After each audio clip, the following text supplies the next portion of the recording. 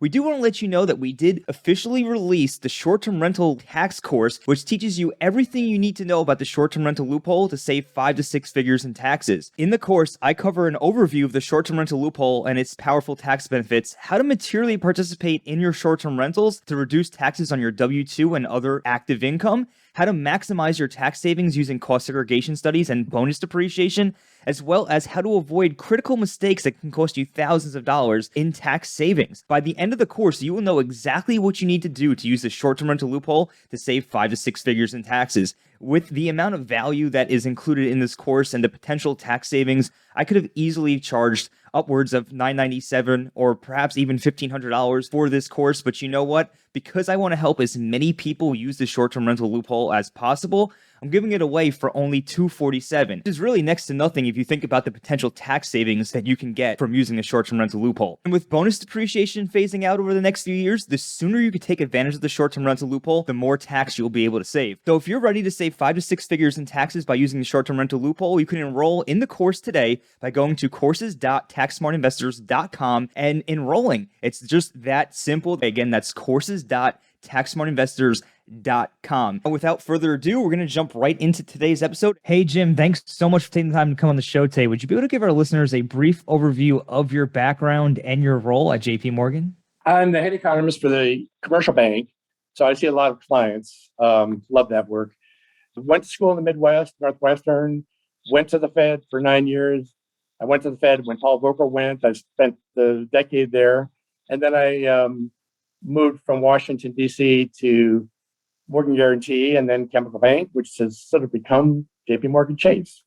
And my job is to sort of help people make sense of the economic news that's out there. It's every day is a different story. So it's confusing for a lot of folks. Absolutely. So, today everybody's really concerned about the economy and where we might be headed. But before we kind of go through all of that, would you be able to give us a kind of a brief summary of where we are today and kind of how we got to this point? Well, we had a nightmare 2 years ago when we shut down the economy for the pandemic. People thought that we were heading into something that might look like the Great Depression. But the fact is, we had a lot of things going on that were going to help us to get back on our feet. And this event that we've been struggling with for the last 2 years really reminds me more of a natural disaster than a business cycle. So what's been going on, we've gone from total panic about how this is all going to work. And it was not just a U.S. phenomenon. Globally, the whole world economy kind of got shaken. Output in the U.S., the national economy plunged 15%. Now, over the last 2 years, we've been recovering. We're basically back on our feet right now. And what's really interesting is all the concerns about the lockdowns and the problems for the restaurant business and the fitness centers and everybody that was really on the front lines, those worries have now transitioned to complaints about supply chain bottlenecks and inflation problems. And that's really become the dominant conversation today, because when there's an inflation issue, you worry that the Federal Reserve is going to have to do something about it. And so interest rates go up, and that makes people nervous about the possibility of a new recession. That's all a theoretical worry right now. The Fed hasn't done anything yet to make you really worry about a recession, but the market's anticipating that they might have to. So I think, honestly, when I talk to clients, I ask people, what problem would you rather struggle with? What you were dealing with 2 years ago when you didn't know whether you might exist even, or the challenges you face today, finding workers, dealing with cost pressures, dealing with supply chain issues, dealing with inflation. And I think most people will tell you, I'd much rather deal with what I deal with right now than 2 years ago. 2 years ago, a lot of businesses were not sure they would be existing. So there's a lot to chew on here, but I really think to an economist, the things we worry about today are music to my ears compared to what I was listening to 2 years ago. Because honestly, in my career, of all the things that I've lived through and watched, what happened in March 2020 was the scariest thing I've ever seen. And so when people say, oh, there's so much uncertainty now, and I'm worried about a recession, I'm worried about the Fed, honestly, nothing going on today worries me as much as what we were dealing with 2 years ago. Can you elaborate a little bit on that? Why was it the scariest thing from an economist point of view that you've ever seen? Because we've never done anything quite like that. We've got a U.S. economy and a global economy that's very interconnected.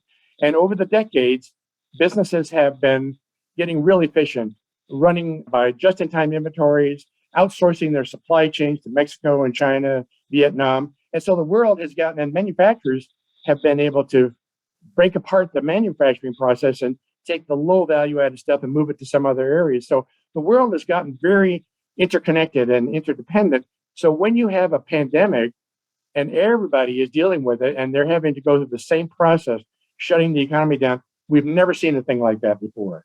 And we don't know, at the time, we knew there was going to be havoc. We knew that when you asked people to stay home, we knew that was going to be trouble. We didn't really understand it because we've never seen anything quite like that. But when you look at all the things that were going on, the advances in medical science, the technology that we had to allow people to migrate from their office to work from home, shop online, communicate virtually. And then when you saw the government's response to the crisis, the amount of money they were willing to unleash, it didn't take long for economists to start breathing a sigh of relief. But in that early moment, I heard people telling me this is going to be another Great Depression. And believe me, this is not a straw man. If you watched what the banking system did in March 2020, what we did anticipating financial disaster, we set aside reserves, as many reserves as we set aside back in 2009 when the housing crisis shut us down. So that's telling you the banking system, which is people are very familiar with cycles, panicked and thought we were going to see a normal disaster of an economic cycle. And so you can't be surprised that businesses, you didn't know how they were going to respond, but you knew that people were facing an existential crisis and they were going to start getting very cautious. And when that happens, it feeds on itself and you just don't know how you can control it. So, most business cycles, they sort of happen slowly. Things unravel slowly. Recoveries kind of take place slowly. So we never face the kind of problems we're dealing with right now because recoveries usually take 7 years or so to happen. And so businesses have a chance to keep up with things. But when you have a crisis, we shut things down and basically give everybody paid leave. And you say, stay home until we get this issue fixed.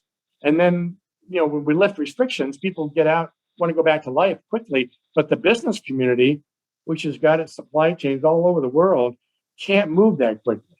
And that's why we're dealing with the kind of stresses we're dealing with right now. And it's not just pandemic, by the way. The problems that are really driving a lot of the inflation issues are all about Ukraine. They're all about Ukraine and they're all about Taiwan and getting microprocessor chips to the auto industry. So that's telling you that what we're dealing with here is really quite unprecedented. I'm sort of amused, by the way, if I can just footnote to this story. I'm amused by a commercial I hear. It goes like this. In these unprecedented times, now more than ever, we need to understand history. My reaction is if these are unprecedented times, history doesn't have a whole lot to say about it. And that's the problem we're all having is that we've never seen anything like this. And people are trying to shoehorn what's going on into the typical template, which has nothing to do with what's going on today. It's interesting you say that because I saw on Twitter, and I don't follow the jobs reports, so this could be totally unsubstantiated. But I saw on Twitter the other day, somebody made a tweet saying, "Oh, they're being like joking, like tongue in cheek, but this is the first recession I've ever seen where we've added jobs." Yeah. Yeah. And the Fed's raising interest rates, right? Right. Yeah. So it's kind of interesting. Now, there is a lot of negativity out there. So before we jump into the housing market specifically, which is what all of our listeners want to know about, what are some of the positive things that you're seeing in the economy today? Everything about the macroeconomy is positive. From my point of view, we've had a crisis. We've done an amazing job recovering from it. Yeah, to me, having to worry about supply chain problems and inflation problems is a symptom of how successful we've been getting out of this nightmare 2 years ago. So the positive things are that we've got the economy back on its feet, even though the whole world shut down 2 years ago. We're back on our feet. The crisis, as often happens, a crisis makes people work harder to figure out how to get around it. And we've seen a lot of automation going on in the last 2 years. People have learned how to do what Amazon's been doing for a while, reaching the customer on digital channels. We have, in a sense, the key macro things that I could point to that are positive are kind of reflected in the equity market. Now, you might think, why would you use the equity market? It's down 20% this year, right? But historically, the equity market is higher today relative, the valuations are higher today than ever before, even prior to the pandemic. And that tells you that, yeah, there are a lot of things you can worry about, Ukraine and all the dislocations caused by that, and the worry about the Fed and where are they going and where are interest rates going? Do you really have to worry about a recession? But honestly, God, given those worries, the fundamental valuation of the equity market, the U.S. stock market is valued at 1.5 times the size of the U.S. economy. I never saw that in the old days. The best you could say about the equity market was in good times, it might equal the size of the U.S. economy. And the reason this is happening is because, workers might not cheer about this, but if you look at profitability of businesses, they're off the charts. Never seen anything like this. 10 to 12%, after-tax profits, 10 to 12% of GDP. Historically, for most of the post-World War II period, they were basically 6% of GDP. So that's telling you that for all the chaos that's going on here, companies are managing to work with it. They're navigating the landscape. And all this, yeah, there are a lot of things that are more costly dealing with pandemic-related stuff. But the fact is the crisis has forced people to take advantage of technology that's been bubbling for a long time. The big companies know how to do. They've been doing this all along, but it's little guys that don't really do it until they actually have to do it to survive. And honestly, I think that's pretty telling. And by the way, you see this, if you look at the restaurant business, for example, kind of gives you a taste of what's going on here. Retail sales of restaurants are back to where they were, if not higher, compared to the pandemic. And yet there are 10% fewer people working. How are they doing this? That's telling you something about they're being forced to figure out how to be more efficient. Maybe you and I are doing more of the work with the QR codes and all that. But that's just a hint of the kind of things that a shock like this does to help businesses, makes businesses look harder at the kind of things they could be doing. Upgrading back office systems, touchless technology, digital channels reaching consumers, all those kinds of things are really what's behind this. Speaking of equities, what can you tell our listeners about the technology companies taking such a massive hit? I feel like technology companies have been absolutely crushed, which is... It's partly, it's partly because technology companies were valued. These were the guys that were really driving the boom in the equity market, particularly during the pandemic. So when you get to really high levels of valuation, it doesn't take a lot to start raising worries. So, people are worried about interest rates. God knows why higher interest rates are a problem for the technology sector. The technology sector is about a transformation that's going on. Just think about Amazon. I can do in 5 minutes what used to take me a whole day to do. So, what's going on with interest rates should be of no concern for technology companies. But I think when you're coming out of a period where the valuations are so high, and you've got a lot of issues going on with Ukraine, we don't know where that's going. It's a big problem for the European region. And when you have inflation issues that are making the Fed take action, you can understand why people are worried. But I don't think any of this has much to do with what technology is giving us. And I think the benefits of technology were really underscored by the pandemic shock. And I doubt the lessons of that this last 2 years is really going to be lost on people. Well, that'll be a really good transition into the housing market, because I think that most people would agree the housing market has run up significantly in the past couple of years. People owning large real estate portfolios have made an incredible amount of money or wealth. Where do you see the housing market today? What does the current state of the housing market look like? Honestly, of course there are challenges, but it looks really positive to me. And I'll tell you why. Real estate is really complicated and confusing because it's at the crossroads of a lot of things that go on. The ebb and flow of economic activity and economy, interest rates, demographics, global trends, the pandemic shock, and the way that changed life for a lot of people. A lot of people have learned that they can actually work remotely. a little more than they were. So they've got more options. So here's the thing. Most people think, well, gee, if interest rates are going up, isn't that negative for real estate? Well, by itself, it is. But by itself, it is. Because when interest rates go up, I can't qualify for as much of a loan as I could when interest rates were low. And so that makes me have to rethink how I'm going to live. Do I have to rent? It's not as easy to buy a place when interest rates go up. But the problem is the confusion for real estate is that why are interest rates going up? Interest rates are going up because the broad economy has managed to survive a global disaster. And so, yes, by themselves, higher interest rates are a problem. But if we're back on our feet and the job market's good and companies are having a hard time finding people and worker pay is going up and we have more options for working and more people are moving to a stage of life where they're getting married, they're starting families.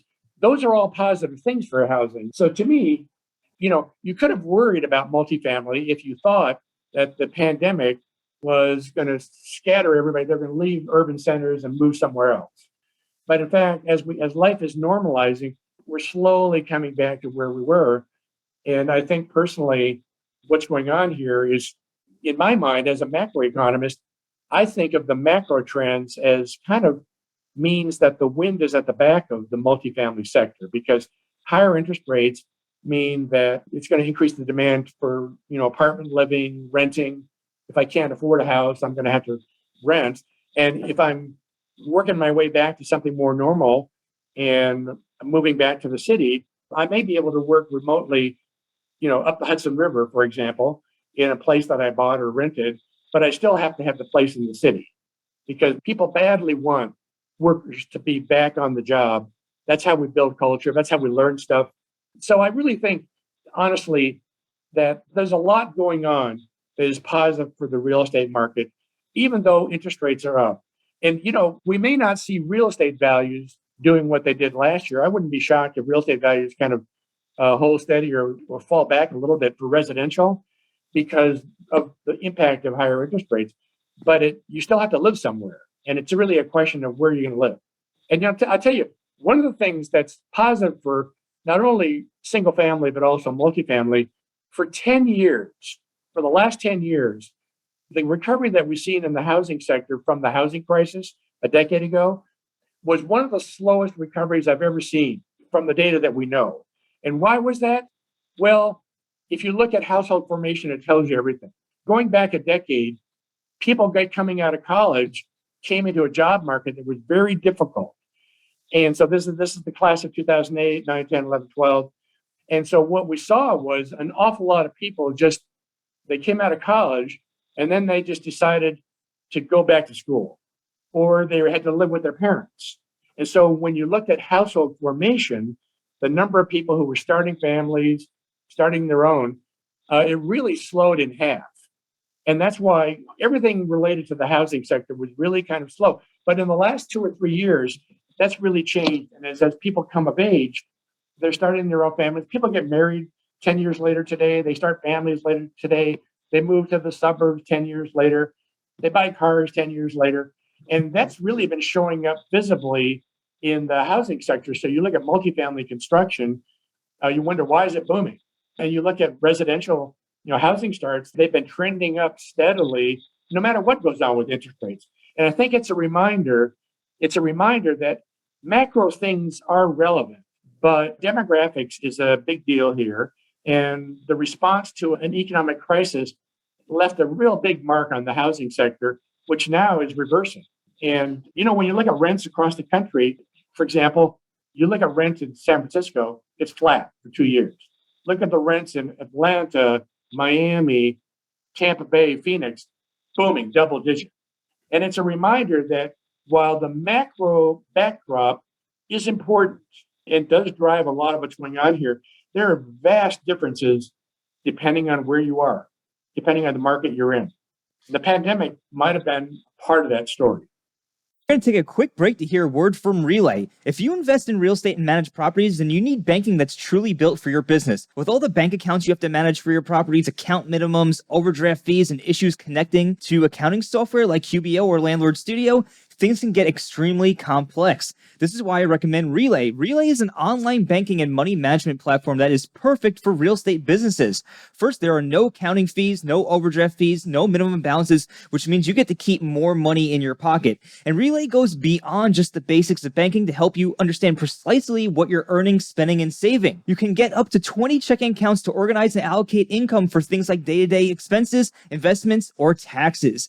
And if you have multiple properties set up with multiple business entities, Relay lets you open unlimited accounts and access everything from one single login. Best of all, Relay makes bookkeeping speedy by giving you extra detailed transaction data and directly syncing back to accounting softwares like QuickBooks Online and Xero. It only takes 10 minutes to apply for a free Relay account, and you can do that online by going to www.relayfi.com/therealestatecpa. Again, that's www.relayfi.com/therealestatecpa. Go ahead and check that out, but right now we're going to get right back into today's episode. Would you say it's a bad idea for prospective buyers to buy today? Because I live in Raleigh, North Carolina, and I mean, we're seeing price cuts all over. But I mean, people are listing their homes for 30% more than they bought them for 2 years ago. So they're still coming out way ahead. They're just dropping it from 30 to 25 or 20%.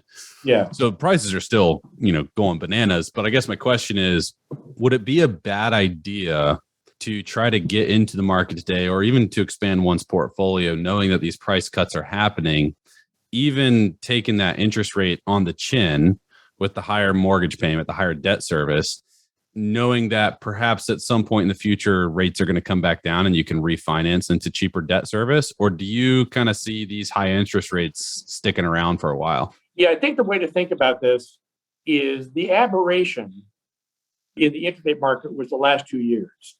Mortgage rates, 30-year mortgage rates were down close to 3%. That's the aberration. And the reason that was happening is because the pandemic lockdowns was forcing the Fed to push rates to zero. That's not normal. So the way I look at what's going on now is we might have overreacted this spring. Mortgage rates have jumped from 3 to 5%, more 5 to 5.5%. That's a little bit of an exaggeration given what's happened to 10-year Treasury yields. 10-year Treasury yields have moved up from, 1.5% or 2% to 3%. But I think the way I would look at this is we're closer to normal now than we were in the last 2 years. So we're going to have to get used to it. It takes a while, because if you've only been in the market for a couple of years, you come to think of what we had in the last couple of years as normal, when for most economists, that was not normal at all. And so here's the thing. When interest rates move as rapidly as they have, it takes a little while to figure out what is that going to do to housing values. And I think the best thing to say is that what's happening now, there's no rush to jump into the market. We don't know where this is going. My guess is the 20% increases in real estate values that we saw last year are history, because you can explain why that happened just by knowing that mortgage rates went from 4% to 3%. But when mortgage rates go from 3% to 5.5%, you got to think that we're going to see a little bit of pain. And the beautiful thing about real estate is the real estate market is very resilient. It knows how to adapt to a changing environment. And my guess is it's the valuation that will change more than anything else. People, you have to live somewhere. But I think when you've seen this kind of run up in mortgage rates, you have to know that there's going to be a little bit of, you're hearing a lot of anecdotes about this. You have to know there's going to be a little bit of a pullback in the valuation. So what I really hear you saying is that I'm never going to be able to move because I locked in a 2.85 rate for 30 years. That's what I'm anchored to. I'm never going to be able to leave this. You're going to want to stay with that. But the only reason you're going to change is if your family situation changes. That's how I find, people's housing needs have less to do with interest rates and the economy than their own personal situations. That's the problem. Yeah. But I think the thing, I think you could have worried, by the way, even before the pandemic. I sort of, when I got out of school, I bought into the housing market when interest rates were very high. And many of us learned when they're and they were abnormally high because the Fed was stepping on the brakes. And when inflation finally broke and came down, interest rates came down, and we all discovered that we could refinance every day, and that drove real estate values up. So I always, from my own personal experience, I always worried that when rates get to very low levels and look kind of like abnormally low, if they start grinding their way back to something more normal, it won't help real estate values. But I think the aberration was really last year. I think we're now kind of in a more normal zone. It'll take a little while to figure out what's normal. And at the end of the day, real estate values are going to be driven by the fundamental need for housing and where are people moving. And it also depends on where you are. I mean, for an economist, economists will tell you, look, if you look at the country as a whole, our population growth is slowing down.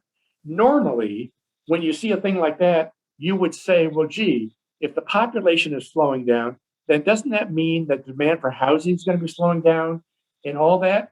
Except America is a different story because in America, we move. People are in motion and people are moving to the Southeast and to the South and to the mountain states. And the problem is if I live in Chicago and I decide to go to Tampa, I can't take the house with me. So where the population goes, that's where the residential activity is booming. And that's why when you look across the country, no surprise, the rents are exploding and the housing activity is exploding in the mountain states, in the South, in the Southeast. All they talk about down in the Carolinas is this massive net immigration flow. You know this from Raleigh, but in South Carolina, it's even stronger, and Florida. So that tells you that this macro story about the population slowing down is not really relevant for people in the real estate business. What really matters more is, keep your eye on the flows of the population state by state, and they're really stunning, actually.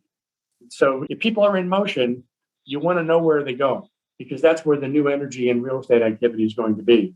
That makes a lot of sense. And so what I'm hearing there is interest rates will have somewhat of an impact on housing and prices, but it's more driven by the fundamentals of the actual real estate market and where people are moving to, right? Yeah, exactly. And the interest rates. Yeah, and in fact, I was thinking about this the other day.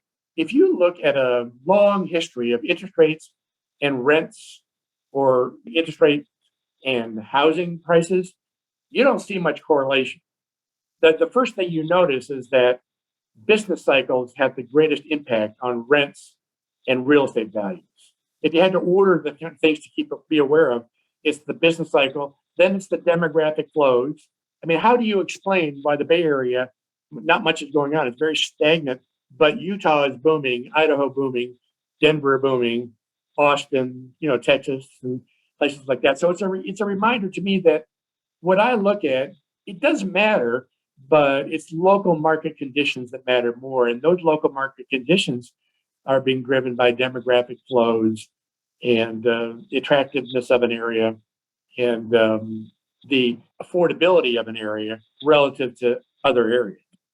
In the last decade, by the way, because the recovery was really led by the tech sector, so the West Coast and New York as well, what you notice is that real estate got very expensive in the Bay Area, Seattle, Los Angeles, New York, very expensive relative to other areas. So watching this, I always thought that when things get very expensive, you're going to see a natural kind of or an organic rebalancing, that people would start moving out of expensive areas into other areas. And I think that's part of what's going on here.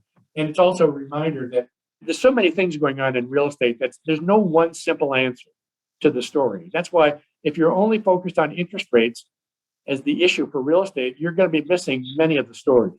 Right, because it's more driven by the fundamentals of the market more than the interest rates. Yeah. With all this being said, where do you see the market going maybe over the next 3 years or so?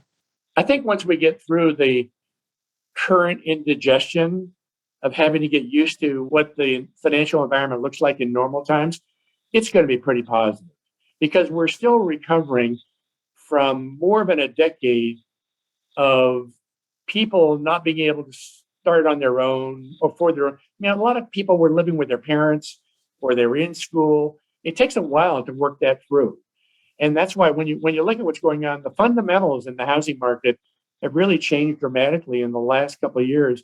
Household formation is now beginning to grow faster than the long run trend. But that's because we had a decade of very low rate of household formation. And at the same time, it's going to take a while to figure out, can I work remotely 1 or 2 days? I think the pandemic is giving us more options for managing our work experience. And all that stuff is going to be playing out here in the next several years, encouraging maybe not as extreme as what we've been seeing in the last couple of years, but people have more options. And so living in the city, but also running to a place a couple hours away and working remotely is a positive thing for the housing sector. Makes a lot of sense. So basically, long story short, the housing sector is going to do well and continue to do well. I think so. It's expected to do well over the next few years, despite everything that's kind of going on right now. So the only thing I would worry about, the only thing I learned from my career, the only thing that I ever learned that you're supposed to worry about for real estate is if you find yourself in a situation that they were in back in the 70s, when Paul Volcker had to come to the Fed and they had to step on the brakes. That was a nightmare for the real estate sector. So if a central bank has to do something to break the trend on inflation, then they have to push interest rates to levels that are way above normal. I don't think that's what we're dealing with now. What we're dealing with now is not related, has nothing to do with what Paul Volcker and the Fed dealt with back in the 1970s. This is a problem that is caused by temporary, it's all really supply side distortions going on related to the successful recovery from the pandemic. And it's about Ukraine. So I would say as long as the Federal Reserve doesn't have to do something like, for example, if they had to raise interest rates, they think normal is 2 to 3%. If they had to push rates up to 5 to 6%, then I would worry more about real estate. But as long as we're going to get through this, as the market basically is anticipating, if you look at investors' long-run inflation expectations, no one really sees a repeat of that 1970s problem. And that's why I think at the end of the day, as long as I don't have to worry about the need to shut the economy down because of some kind of inflation issue, then I don't think there's a lot to worry about for real estate. I'm sure our listeners are going to love to hear that. Everybody's slightly concerned. In terms of lending itself, back in 2008, around that time, lending kind of shut down a little bit. Banks kind of stopped lending as freely as they did before. Do you see that being impacted at all? No. At all? No, you know what the problem was back then? The problem was that thanks to securitized finance, money was available and credit was cheap. And it was cheap even though the value of houses had risen far more than we'd ever seen relative to our ability to afford them. And what happened was investors who were buying mortgage-backed securities were forgetting that when prices get way out of line compared to what we normally are used to seeing, things might correct. So what happened was we were, 2008, 2009, lending shut down because credit kind of went overboard. And credit was too easy. And, people were flipping homes and able to buy houses, be able to get much bigger loans than ever before because lending standards kind of got lax. And that's because investors weren't really people were assuming, well, if prices go up, and even if they're crazy, you don't have to worry about it because we've never seen prices go down. Well, now we know otherwise. We now know that if real estate values get out of line, you have to pay attention. So personally, I don't think the lending system, what you saw in the last couple of years, is nothing like what happened in the 2006, 2008 period. So I don't really think we're looking at a situation like a repeat of that. That the reason real estate values went up a lot last year, not because lending standards got sloppy, they went up because mortgage rates came down dramatically. And that's a different story. Now, mortgage rates have gone back up again. That will limit people's ability to afford as much of a loan as they could have. But lending standards are not going to change because they've been fairly disciplined. And ever since 2008 and 9, since that crisis, lending standards have been pretty disciplined, kind of, gone back to the norms of the old days. That's good to know. So in a little bit of a summary here, basically, I think what we heard is that interest rates are going to not impact the market aggressively or in any real material way to be overly concerned about.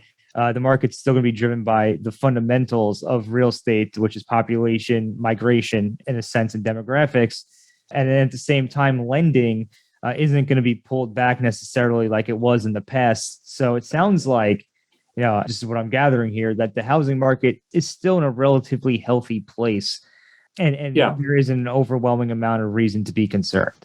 I think that's right. I mean, obviously, there's a challenge when interest rates go up. But in my mind, interest rates are going up because the economy, the outlook is looking much more favorable. Despite all the worry about recession, to me, that's a theoretical debate.